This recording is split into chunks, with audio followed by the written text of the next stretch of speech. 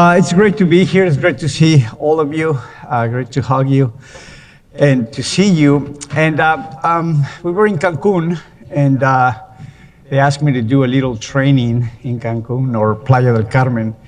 And so we talk about the four phases of the business. And then Kevin told me, would you share that message with the team here? I said, sure, of course.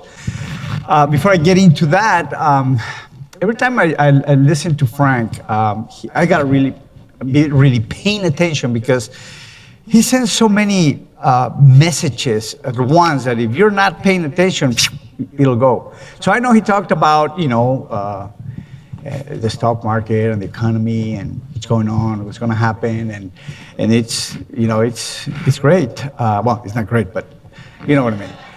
But I heard words also about potential, belief, take action, and we heard those words probably a million times. The question is, how do we do it? How do I use my belief, or how do I take action, or how do I use my potential?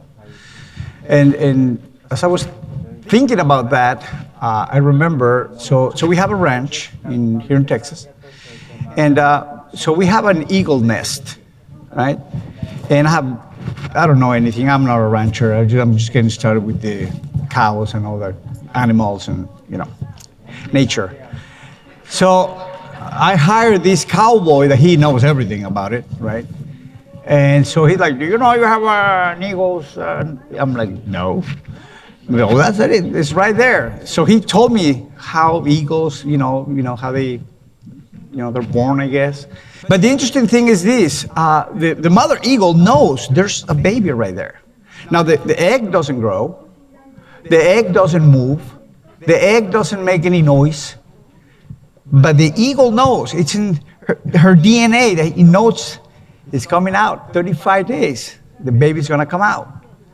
Now, she could get really anxious and pick a hole and make sure there's a baby there, right? But if she does that, what's gonna happen to the baby eagle? It's gonna die, right? Easy to understand. We gotta be kind of like the eagle, because in our business, we wanna see it, right? It's easy to believe when everything is going great, right? You're advancing, everybody's enrolling, you always, end up the month with so many or hundreds of new customers, your team is celebrating, it's being recognized, everything is working, you're making a lot of money, so when you talk to people, you do the presentation, and at the end, you show them your report, and they're like, right? So that's easy to believe in Melaleuca, right? Yeah, Melaleuca is the greatest company in the world, love it. Now, for some of us, there's times when we have to be like the eagle, where we can't see anything happening. We make phone calls, they say no one's interested. We do a presentation, no one shows up. We do a secret presentations like we heard. And that's when it gets hard. No one is advancing in the team. I mean, worse yet, not only we're not advancing, we're flat. We're in a flat spot, or we lost status. It's really hard to believe when you lost status or you lost a leader and you're like, oh my God, just to advance, I'm gonna have to do all these. So that's when it gets really hard. But just remember, we have to be like the eagle and quit having this microwave mentality. Nowadays society, we all want it now, we want it fast, to give it, look at it. I mean, there sometimes when you put in the microwave the coffee, and it's a minute and 30 seconds, you're like, man, this minute and 30 seconds is taking a long time, right? You just want it like right now. Now everything is like, you're tired of being brown eyes, you can put your blue eyes now, Ladies, you want to be blonde? Tomorrow I'm blonde, So everybody wants it fast, and sometimes we do the same thing here in Melaleuca. We want it really, really, really fast. But just believe like the eagle. Believe like the eagle that things are coming. As long as we do activity, and we saw it on the video this morning, activity number 1, activity number 2, activity number 3, things will come. So we got to believe, I'm sure you heard that whether you believe you can or you can't, you're right. So let's believe like the eagle that our day 35th will be here. It may be 3 months or 5 months, it doesn't matter. It will be here, you will rebuild your business, you will advance again, and your team will be advancing again with you, as long as we Understand that we need to keep the business warm. I heard also the word potential. And yeah, we've heard that many times. Oh, you have all the potential. The question is, how do we tap in our potentials? How do we use the potential that we all have? And so I've learned that one way to use our potential is to learn how to use the words that come out of our mouth, right? Sometimes we prophesize, whatever, I'm gonna say it in Spanish, okay? Profetizas with your own words, right? Words, and I heard this from my friend Brian. He said, I'm like a gardener, and I can water the seeds of faith or the seeds of defeat.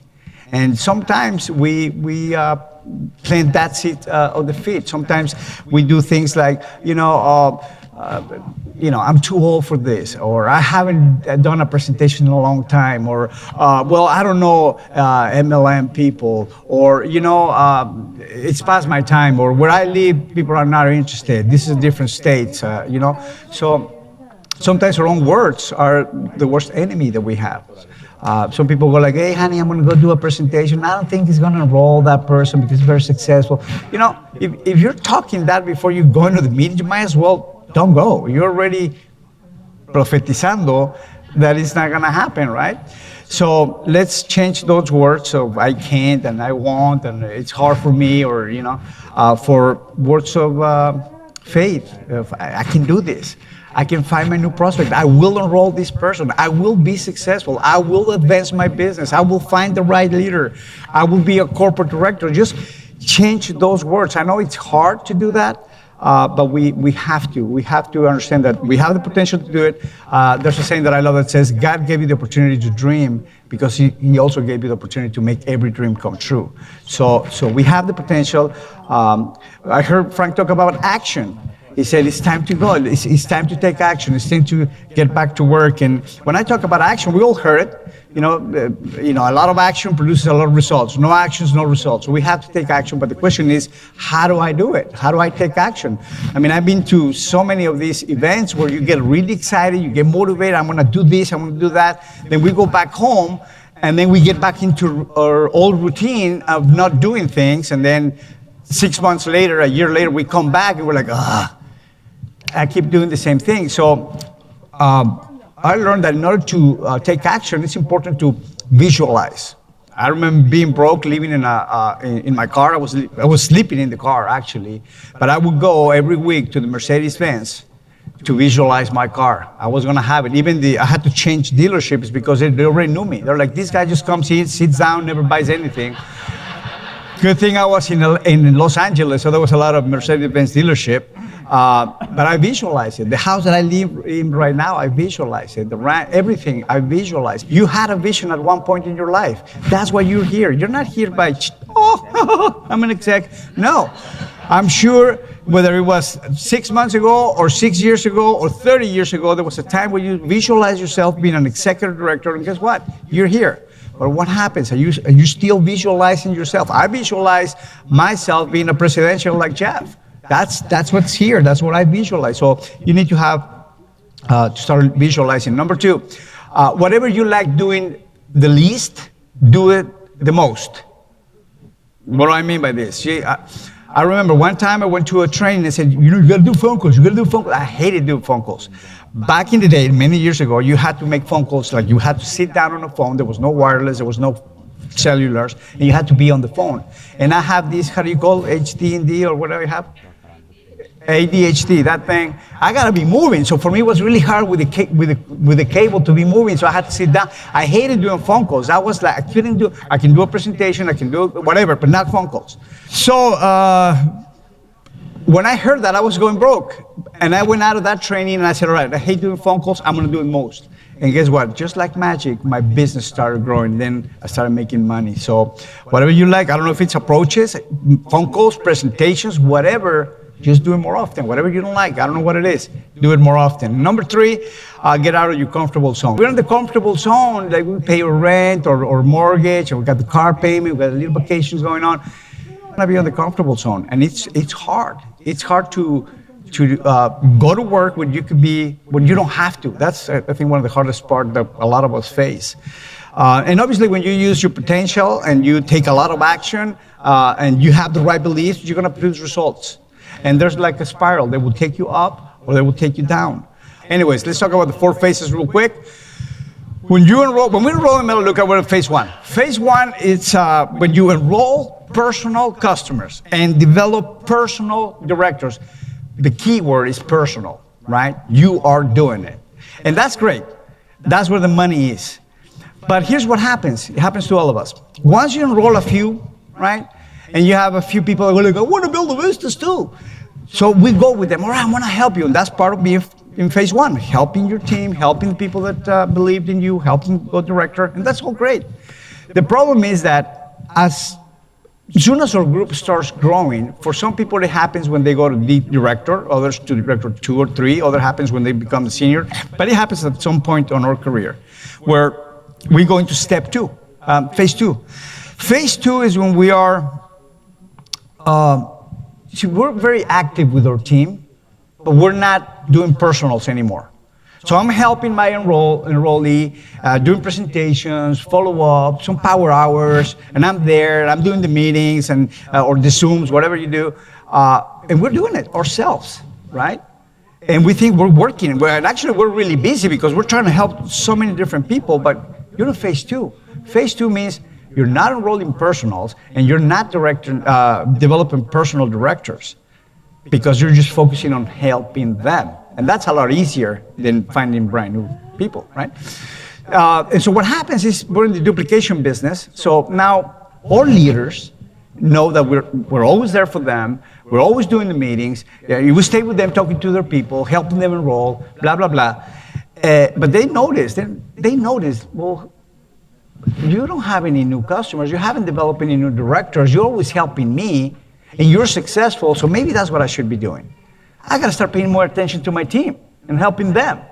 So now they go into phase 2, right? They're not enrolling new personal customers or developing personal directors. And so what happens to you is you go to phase 3. Now you're supervising your managers, I guess, because they're not enrolling either. And that's when you can see, when we do lives, I would see them always on the back or outside. The phase 2s and 3s, they will be outside talking, hey, how you doing, man? Yeah, well, I got 30 people there. How many had you got? Well, I got 10, but one of them is going director 3. Really? Yeah, it's in my 5th generation, but yeah, it's a good person. I want to go help you tomorrow. So now we're just seeing what other people are doing, right? And your phase 2 is doing the presentation. You're now phase 3. You're supervising. You become an expert on the more report, right? Like, how are we doing? Because now you're moving to phase 3. And in phase 3 is very dangerous because now we become Mr. Suggestion. We call the company, I suggest that, and we come up with all these suggestions. We're just wasting time everywhere instead of enrolling new customers, right? I think the website, yeah, I know it's new, I gotta get used to it, but I think if we would have it this, we will get a more retention out of it. Can I talk to Darren? No, call Kevin. All right, I'll call Kevin, And we become Mr. Suggestion, right? Now our team notice that we're now phase 3, so they wanna be like us, so now they're in phase 3. So now you got a team of people, instead of talking about new enrollments, like how can we help the company improve, right? And how are your cancellations? Oh, they're deadly. How's yours? Oh, mine are bad. Now they're talking about all negativity. No one is enrolling. Maybe you have somebody in your 5th generation that enrolled a customer, right? But no one is doing it anymore. And that will take you to phase 4. And that's when you become the Grinch, right? You're now upset. It's the company's fault. We're not growing. We're having cancellations. They should do something. They should remove the 35 product points, give product for free, And we start, and then since we're lonely, we want to find somebody to talk to. And I'm sure there's going to be somebody in your team, which is phase 4, like, what do you think? Yeah, I know, Melaleuca's time is past, 36 years. We should do Bitcoin, And they start doing, The worst thing is when you see him here, that they get together with other teams, you're like, oh my God, he's in phase 4. Last time I saw him was like a phase 20. He's not here. I mean, we haven't invented it yet, but that person is in that one. And it's deadly. If you don't get out of phase 4, you're gonna get so negative that you're gonna pretty much destroy your entire team, because you're gonna be talking about that. Because humans can just be quiet. They have to share it with somebody. They're, whatever they're upset about. And usually we go with our team. And we're like, well, you know what? I don't agree with this. What do you think, guys? And now you just poison the whole fish tank. You try to get the poison out of it. You can't. So I suggest that we ask ourselves, and I've had this for many, many years, a little 5x8 card that says, what phase are you in today, Rafael? Really, right? And I would put it everywhere.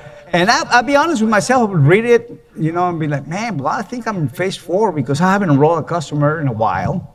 I haven't made an appointment. So you gotta be honest with yourself. You know what? I need to go back to phase 1. I need to go back to enrolling customers. So those are the 4 phases. They're really simple to understand. The question is this: what phase are you in today? What phase are you gonna be in tomorrow when you get back home? What phase are you gonna be this year? My suggestion is, doesn't matter what phase you're in, we all go through the 4 phases, but we all have to go back to phase 1. And phase 1 is enroll customers, develop directors, and get this thing going again. Thank you very much. I'm out of time. Bye-bye.